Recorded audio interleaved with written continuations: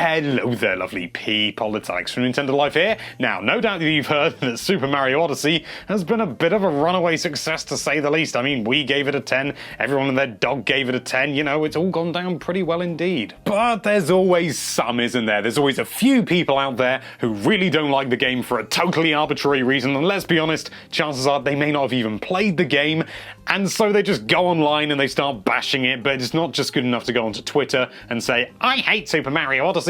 No, they've got to go and submit a review. And that's what we're going to look at today. Some hilariously bad reviews of varying quality. There's not as many as there were for Breath of the Wild, which is interesting, but you know, nevertheless, it's still going to be good fun. Let's go. This game feels like a knockoff of Sonic Adventures 1 and 2, cause it is, and some of the gameplay feels like it ripped off Sonic Adventure as well. I'm surprised these so-called critics have not noticed about it. We did not notice about it either. And a living hat? I've never seen anything so dumb in a video game. This game deserves a lower ranking than what it's received. Living hat is the dumbest thing you've ever heard of. Okay. I'm disappointed. The game is fun to play, but it is just like the last few Mario games. It's way too easy, you don't have to care about enemies, they kind of can't kill you anyway. Enemies can kill you. It's just you only lose 10 coins and you go back to the checkpoint, but they can still kill you. Quote-unquote kill. I don't want a Cuphead or Dark Souls as a Mario game, but at least a tiny bit of challenge. Now, this is something that I see time and time again. Now, the game is fairly straightforward to begin with, but believe me when I say that there is a final challenge in the game, like there are in a lot of recent Mario games, and good gravy! It's not easy. Overrated? Nothing new here. Same old regurgitated garbage companies have been selling you for decades. It's another mediocre game Switch owners can leverage to justify a worthless system. Oh well, each to his...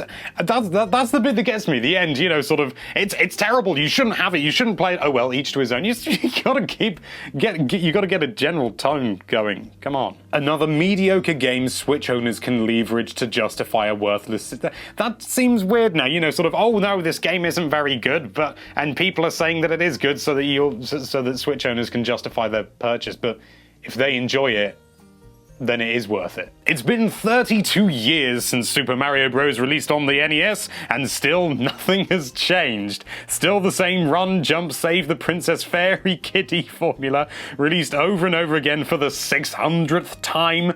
And not only that, but the game is 900p in 2017. I'm pretty sure the game is 1080p. I mean, I think it's got an adaptive resolution, but you know, a lot of games have adaptive resolutions, but its top resolution is 1080p in 2017. In the middle of the 4K age! I thought I'd ended the sentence, but I hadn't. Absolutely unacceptable. It's time for Nintendo to give it up and pack it in. Let me begin. You know, I think they might be onto something, because this really is basically exactly the same as this.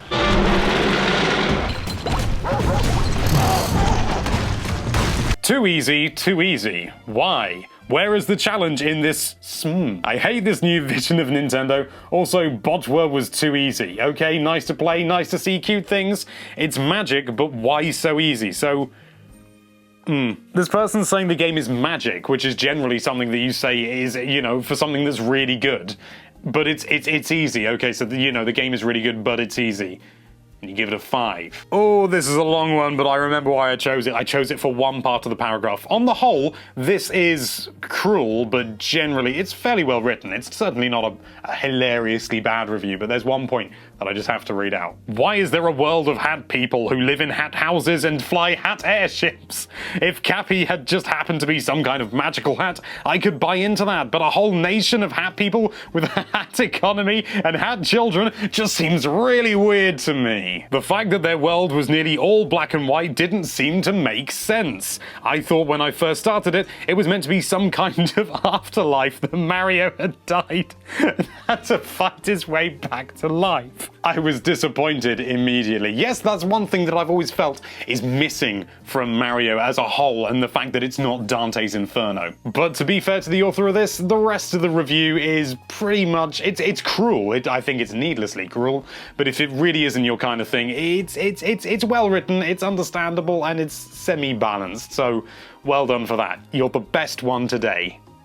well done. If you look at the review scores and 90% of the users, I am truly scared for how brainwashed we as humans can be in this day and age. The game is mediocre at best. I was looking forward to this and quite a fan of the series, but this is nothing special. Way too easy, bland level design, no reason for the customization other than to create busy work and to get the moons.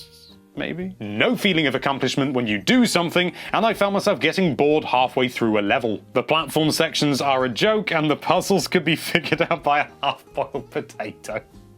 I would love to see a potato try and play, or somebody try and play with a potato. That makes more sense. Like, just mash. Mash a potato on the controller and just see how far they can get. That would be, I would pay to see that. I could go on, but there are actually worthwhile games that take longer than 5 hours to complete out there. Wow, if this guy can complete Super Mario Odyssey 100% in 5 hours, then we've got ourselves some kind of superhuman. This game was literally built for children. It was so easy to beat. You always have the advantage with cap on. Allowing you to control other AI was a great idea with such bad execution. New Donk City was far the worst 3D rendition of Metropolitan City I've seen in the past recent years, as opposed to the future recent years. The human AI character models look like human character models. Do they now? From back in 2002, and I just can't get off how bad the anti-aliasing is. When you give a game a 4 and one of your major points is that the anti-aliasing looks bad, is just too distracting, and it disconnects the player from feeling immersed. Gameplay-wise, this game offers nothing new. It's not trying to reinvent the wheel. Nothing does. It's trying to reinvent the wheel is considered a bad thing. Saying that it doesn't do that is a good thing. The cap mechanic was good on paper, but giving you the control of almost all AI gives the player almost no challenge. Plus, there's no lives in this game. The player gets no punishment for making mistakes, making this game just too easy. If you're 10 years old, this is a great game for you. If you're a teen or adult, this game is way too easy for you. You might as well go play Captain Toad's Adventure. Captain Toad's Adventure! That was my favourite game. At least that game has puzzles which give you a bit more of a challenge. A lot of people seem to be focusing on this it's easy, it's too easy kind of thing, and well, the thing is, of course, there are going to be some easy moons in the game, but it's the other moons that are the challenge, and that seems to be going over some people's heads. Or maybe they haven't played the game and they've just seen that some people say it's easy, and so they're beating that with a dead horse. This is more of the same. This is really just a glorified mobile game with nothing interesting. When you compare something like Super Mario Odyssey to Candy Crush, I'm sorry, you lose all credibility. Great game, but the fan base is out of their mind and do not even fact check, so 5 out of 5 for the game and 0 out of 5 for the fans. I remember why I included this one now, because they say they give this game 5 out of 5, and so I'm assuming that's why they're giving it a 5. They don't realise it's out of 10. Okay, let's finish off with this one. The game deserves a 7, but I am putting an O to even out all the undeserved 10s it is getting. So far I beat the main storyline, and I am generally indifferent towards Mario. Note that I did enjoy the game, but it is way overhyped and overrated.